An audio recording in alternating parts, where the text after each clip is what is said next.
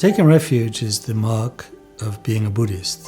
It's the action one takes which brings one into connection with the three jewels. From then on one can say one is, a Buddhist. What makes one a follower of the Mahayana, the great vehicle path, is generating what we call bodhicitta, a Sanskrit word which can be translated into English, roughly speaking, as the thought of enlightenment. Somebody who develops this intention, the bodhicitta, the wish to become a Buddha, to become fully awakened, for the benefit not just of themselves, but most importantly of all beings, is somebody who's entered into the great vehicle. And the meaning of great vehicle is that when Buddha taught, he understood that the followers come from different places, kind of, so to speak, emotionally and spiritually. Some are motivated mainly by the thought of of gaining happiness alone. Some are motivated by the thought of putting an end to their own suffering decisively. But some are motivated by a more extensive thought, which is that it's not sufficient merely to practice for one's own liberation from suffering. One must instead consider that all beings are afflicted by suffering just as much as oneself, and therefore one should take upon this self a kind of sense of universal responsibility to bring that suffering to an end. When that thought arises, connected with the sense of the only way to do that, to effectively achieve the liberation of others from suffering, is to become a Buddha, is to become awakened, one has entered into the great vehicle, as opposed to the Shravaka vehicle, the vehicle of the disciples, who simply want their own individual liberation from suffering. So bodhicitta is the decisive thought, the decisive arising in the mind of this noble, supremely noble intention. And the person, the man or woman in whom this intention arises, whether it's very quickly after entering into the Buddhist path or after many years of entering into the Buddhist path, that person is known, again to use the Sanskrit term, as a bodhisattva, a being destined for enlightenment, or to translate the Tibetan term for this, a hero or heroine of enlightenment, one who is destined for Buddhahood because their life is now animated by this thought: how can I bring an end to the suffering of all beings? And that is, I can do that by achieving Buddhahood. So, bodhicitta is this inner turning in one's heart. But to make sure this inner turning is not a once and once only thing that then fades away, we stabilize that in the Dharma by making it as a vow, by making it as a commitment. Vows are very important in Dharma. By a vow we mean a promise to engage in a certain kind of behavior or to maintain a certain attitude for a certain period of time. There are a number of different vows, but the Bodhisattva vow is this vow to maintain this behavior of striving for the liberation of beings, to maintain this attitude of being motivated by that thought from now until Buddhahood, at which time one will be equipped with the wisdom, compassion and power to fully effect this, to fully work for the liberation of beings. Because in the Mahayana, the achievement of enlightenment is not a terminus, it's not an end, it's actually an entry, if you like, into the perfected life, the life which is of complete service for others. And that life begins, the first step of that journey is the arising of bodhicitta, formalized and stabilized by the Bodhisattva vow. So let me say a little bit more about bodhicitta and then talk about the ritual of the Bodhisattva vow. As I said, bodhicitta means, roughly speaking in English, thought of enlightenment. But there's two aspects to it actually.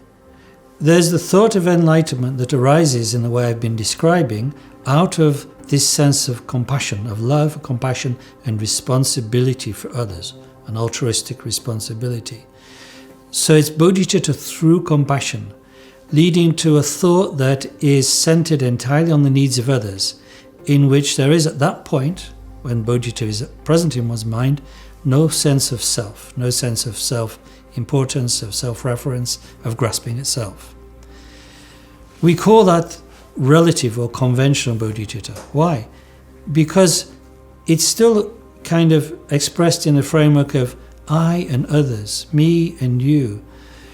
But there's another route and into bodhicitta, and another aspect of it, through wisdom, in which the wisdom that sees that actually the notion of self and other, subject and object, you and me, all these are actually lacking in any substantiality because they're all mutually dependent.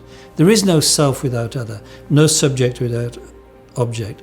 They're lacking intrinsic nature. They have to use the technical term empty, illusory, because mutually dependent.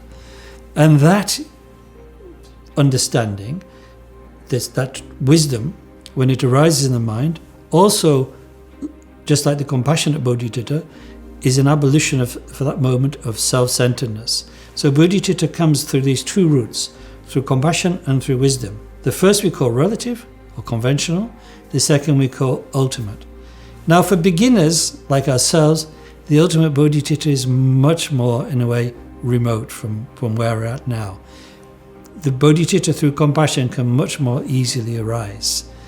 In fact, it's said that the true ultimate bodhicitta, the transcendental wisdom that recognizes reality, when that does arise, finally, it's a result of very powerful meditation and undergone for practice for a long time. So for beginners like ourselves, we may have intimations of it, but it's not so easy to relate to initially. So we go through the route of conventional bodhicitta. And that conventional bodhicitta is, as I said, what is expressed in the Bodhisattva Vow ceremony. Because just like refuge, although refuge is an act that we do every day, once we've taken it, it begins with a ceremony, the refuge ceremony. So too does the Bodhisattva Vow commence with a ceremony. In the sutras, the discourses of the Buddha, there are at least two different systems of the Bodhisattva Vow ritual. In the Tantras, the esoteric teachings, there's again another way of another presentation of the Bodhisattva Vow ritual. One might ask, do you need a ritual for the Bodhisattva Vow? Can you not just generate the compassionate resolve, the sense of universal responsibility, and pledge to become a Buddha for others without the ceremony that you take with a teacher? You could. But the ceremony is a very helpful marker, a very great skillful means to do it in the presence of one's teacher and imaginatively, as it were, calling upon all the previous enlightened beings as your witness. It gives a great force and a great power. Because a vow helps you because you've made that existential commitment from your heart. That's why a vow is so important in Dharma.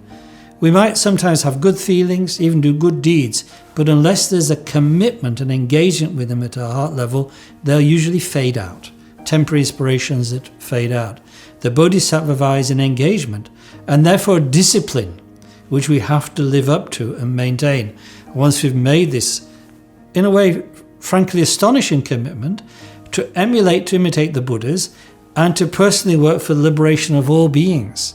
And considering for us, as Buddhists, the universe is limitless and the number of sentient beings is limitless, that's an astonishing, one might even say ambitious vow, but an awesome vow, and one we have to live up to once we've made it. So having made it as a vow, it is really, in a way, it keeps us to the job, it keeps us to the task. So that is the purpose of the Bodhisattva Vow ceremony. And as I said, at least in the common Mahayana, there are at least two major sources of the ritual, and therefore methods of the ritual. But the very beautiful one that comes from the great Indian master Shantideva, that involves two steps really. First of all, generating what we call the aspiration, that very resolve to become a Buddha in response to the sufferings of others. So generating that aspiration, that intention, but then linking it with a further kind of engagement, which is I will engage in the practices. I commit myself to engage in whatever is necessary, training in wisdom and compassion, training in the 6 perfections to achieve that state of Buddhahood. So we call this aspiration and application. Rather like one might aspire to go to a certain city, but one also has to commit to make the journey. So bodhicitta, and therefore the Bodhisattva Vow, has these 2 aspects, aspiration and application. And whoever makes those 2, aspiration and application, whether in the formal ceremony, which would be most helpful really, but if not possible to do it, just alone, they are, as it were, a beginning bodhisattva, a baby level bodhisattva, somebody who's entered into the Mahayana. Is one enlightened? Of course not, it's just the beginning. Is one still an ordinary sentient being beset by disturbing emotions? Of course. But now you have this mark to measure yourself against, and in the commitment that was represented in your Bodhisattva vow. So from then on, it's like there's been a revolution in your heart. You are now facing in a completely different direction from previously. Because even the intention simply to find liberation from your own suffering, although it's a wonderful one, it's not the same. This is so much vaster in scope, this new intention, to travel to Buddhahood, to become a source of limitless bliss and benefit and protection for all beings. And that is what is embodied in the Bodhisattva Vow. And that is why it is the beginning of the Mahayana Path.